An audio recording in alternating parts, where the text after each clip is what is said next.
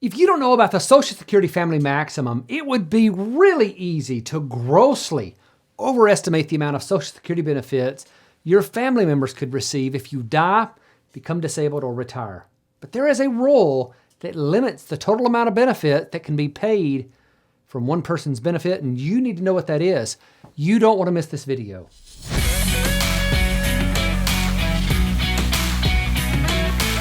Hey, I'm Devin, and this channel is all about simplifying the complicated Social Security system so you can not only understand it, but you can use the rules to your advantage. If you are new here, hit that subscribe button and that notifications bell. So it's impossible in one video to completely cover the topic of the family benefit maximum. So today I want to give a good summary, but for the obscure cases, I'll direct you back to my blog where we have a comprehensive article on this topic. And be sure to stick around to the end where I'm going to answer some of the most frequently asked questions on this family maximum. And as I always do, the description of this video, right down there below, is going to have lots of resources for you to read about all of these rules, things I used in research for this video, and you can continue your learning there as well. And if you're on a mobile device, just hit that little arrow and you'll be able to see the description. So you're probably aware that you aren't the only one who can get Social Security benefits from your work history.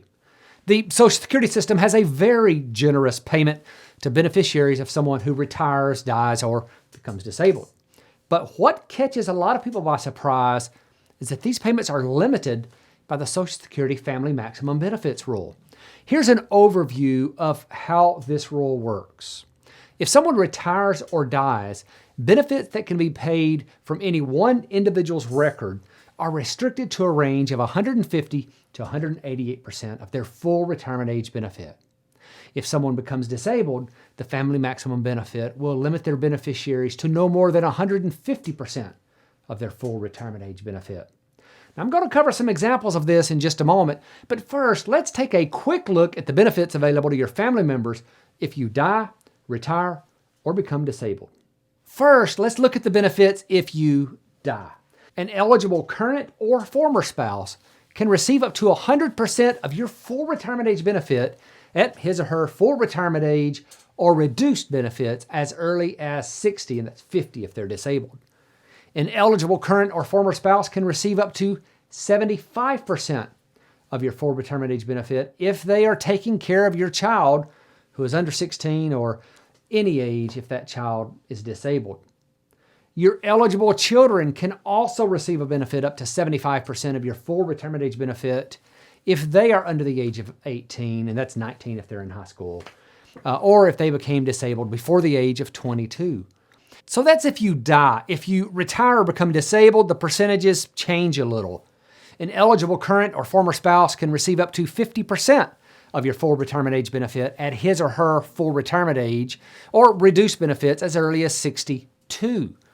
An eligible former or current spouse of any age can receive up to 50% of your full retirement age benefit if they have a child in care who is under the age of 16 or any age if disabled. And your eligible children can receive a benefit of up to 50% of your full retirement age if they are under age of 18 or 19 if still in high school, and again, any age if they became disabled before the age of 22. Now, there's a lot of other things to know about the benefits eligibility if you die, become disabled, or retire. That was just a real quick summary, but you can see the resources section at the bottom of this video, and that'll get you up to speed on those. I've linked several resources down there. With these benefit amounts in mind, and without knowing about the existence of the Social Security Family Maximum, it would be really easy to overestimate the amount of benefits your family members could receive. For example, let's assume you have a spouse who is 40 and 3 children under the age of 16. If you died, how much would they collect? Well, based on the little chart we just went over, we know that your spouse would be eligible for a child in care benefit since she's caring for your child who's under the age of 16. This would be equal to 75% of your full retirement age benefit. Also, each of your 3 children would be eligible for a children's benefit of 75%. So does this mean that there's a total family benefit of 300% of your full retirement age benefit? Well, unfortunately, no. You can't just add up the individual benefit amounts to see what the total will be. This is where that Social Security Family Maximum comes in to limit the total benefit paid from one individual's work record to that range of 150 to 188% of your full retirement age benefit. And once that family max has been determined, the benefits to your beneficiaries are paid proportionally to each person. And if one of the beneficiaries no longer qualifies because of age or some other factor, the amount that was paid to them will be added to the benefit of the remaining beneficiaries as long as those individual beneficiaries aren't at their max already. So what if instead of dying, you retire or become disabled? Well, this changes things because you'll still be here and receiving a benefit. It's important to know that the family maximum will never result in a reduction of your benefit, only the benefit of your beneficiaries. For example, let's assume you're full retirement age and have the same 40-year-old spouse and 3 children under the age of 16 that we used in the last example. Under the rules, you would receive 100% of your full retirement age benefit, plus your eligible spouse can receive up to 50% of your benefit because she has a child in care. Also, you have 3 children, they can each receive 50%. But as in the last example, the family maximum would cap the total benefits paid. The difference here is that your benefit would not be reduced, only the benefit of the beneficiaries. To illustrate this, let's assume that your full retirement age benefit is $2,000 and your family maximum is $3,600.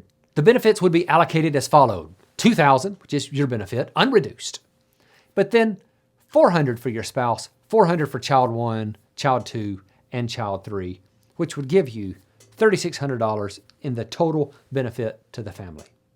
So now that you're aware of this family maximum and the rules around it, how do you find out how much your personal family maximum will be? Well, there's an easy way to get this, and then there's a method that's maybe a little more accurate, but it does require more work and more time than we have to discuss on this video today. Here's the easy way. If you have a MySSA account, and I hope you do, if you don't, please get one today, you can quickly find an estimate of your family maximum there. Just go to the estimated benefits page and look in the section marked survivors. And if you have any trouble locating this page, and I'll admit, I didn't see it at first, it took me a little looking, you can simply hit the button to view your statement. And once you see your statement, it's really easy to find your maximum benefit there. One of the important things to understand too is that there are some differences in the calculation for the family maximum if you retire or die versus become disabled. Now, they're all based on your full retirement age benefit, but with Social Security disability benefits, instead of being based on the 150 to 180%, it's a little different. If you go on disability, the benefits that your family can receive will be limited to either 85% of your averaged index monthly earnings, which is a number that you're not going to have unless you've gone through the steps to calculate your Social Security benefit. And you can do that by looking at my video, and you can go out and calculate that and figure out what your average index monthly earnings is.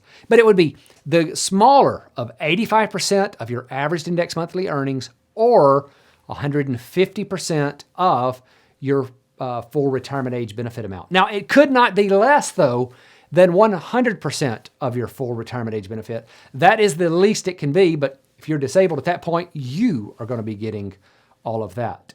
You know, like many of the nuanced topics within Social Security, the rules for the Social Security family maximum benefits, they're just not as straightforward as they seem on the surface. There's a few additional resources that you may want to use to continue learning about this topic. First is all the links that I'm going to have down in the description below. But what may even be a greater help is to join my free Facebook members group. It's very active, has some really smart people who love to answer questions about Social Security, and from time to time, I'll even drop in to add my thoughts as well. All right, before we go, let's hit a few of the most frequently asked questions about this family maximum. Does this limit the benefit that my wife and I can receive if we both worked? Okay, if you both worked, you'll each be eligible for your own benefit, and this is an individual family benefit. So your total can go in excess of that family maximum benefit because you're dealing with 2 individual benefits here. All right, is the family maximum the same as the maximum benefit? That's no. The maximum Social Security benefit is the most that one individual can receive from work that they have performed. I have an article and video on this topic, and I'll put that in the description below. What happens when a child turns 18? Will it increase or decrease for my other children?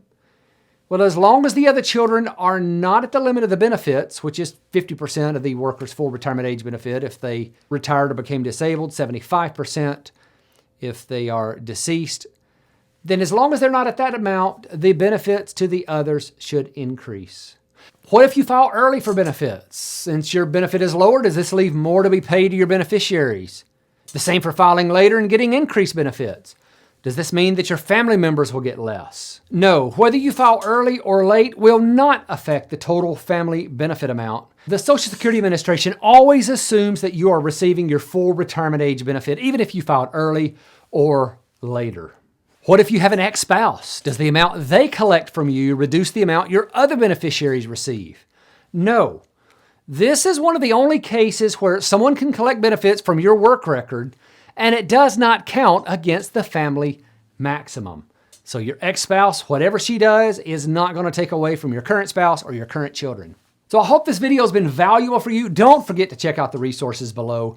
Don't forget to check out the Facebook page. All of those can be very instrumental in furthering your learning about the family maximum. Thank you for watching. Have a fantastic day.